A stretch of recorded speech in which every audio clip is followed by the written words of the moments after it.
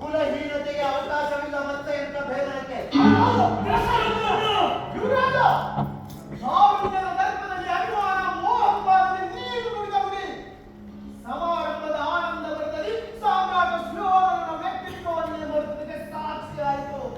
ಒಳ್ಳೆ ಗಾಂಧಾರನೇ, ಗೌರವೇಶ್ವರನ ಕೃಪೆಯಿಂದ ರಾಧೆಯನ ಅಲ್ಪತ್ವಕ್ಕೆ ಬಂದಿರುವುದು ಮಹತ್ವ. ಅಂತೆಯೇ ಕುಲವಂತ ಕ್ಷತ್ರಿಯರ ಪಂಕ್ತಿಯಲ್ಲಿ ಕುಳಿತುಕೊಳ್ಳುವ ಸನ್ಮಾನ ಸಿಕ್ಕಿಹುದು ಎಂದು ಅರಿತುಕೊಳ್ಳಿ.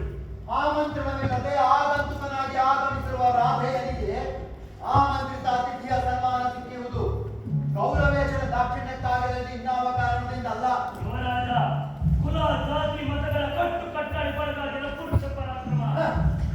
ಸ್ವರ್ಣದ್ರವ ಹೋಯ್ದ ಬೆಳ್ಳಿ ಬಂಗಾರದಂತೆ ಹೊಳೆದರೂ ಅದುವೇ ಬಂಗಾರವಾಗಬಲ್ಲದೆ. ಯುವರಾಜ, ಮರೆಯದಿರು, ಅಂಗ ದೇಶದ ರಾಜ ಮುಕುಟ ಮೆರೆಯುತ್ತಿದೆ ರಾಧೆಯ ಕನ್ನಡಾಯನ ಮಸ್ತಕದ ಮೇಲೆ. ಹೌದು, ಕುಲಹೀನತೆಗೆ ವೇಷವಿಲ್ಲದೆ ಗೌರವವಿಲ್ಲ. ಆ ಗೌರವವು ವೇಷಕ್ಕೂ ವ್ಯಕ್ತಿಗೂ. ಅಂಗ ದೇಶದ ರಾಜ ಕಿರೀಟದಿಂದ ಅಂಗರಾಜನಾಗಿ ಗೌರವರ ಧನಲಕ್ಷ್ಮಿಯಿಂದ ದೊರೆಯಾಗಿ ಸ್ವಯಂವರ ಮಂಟಪದ ಗೌರವವನ್ನು ಪಡೆದಿರುವುದು ವ್ಯಕ್ತಿಯೋ ಕಿರೀಟವೋ ಗೌರವೇತರ ಸ್ನೇಹಾಧಿಕ್ಯವೋ? ಏನಿದು ಕೃಷ್ಣ? ಕುಲ ಕುಲವೆಂದು ಅರಿಯುವುದು ಏತಕ್ಕೆ? ಹರಿವ ನದಿಗೆ ಯಾವ ಕುಲ, ಸುಳಿವ ಗಾಳಿಗೆ ಕುಲವು ಯಾವುದು?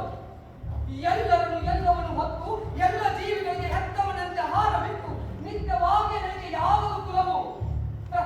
ಪಂಚ ಮಹಾಭೂತಗಳಿಗೆ ಕುಲವಿಲ್ಲದಿರುವಾಗ ಪಂಚ ಪಿಂಡಾಂಡನ್ನು ಹುಟ್ಟುವುದಕ್ಕೆ ಕುಲ?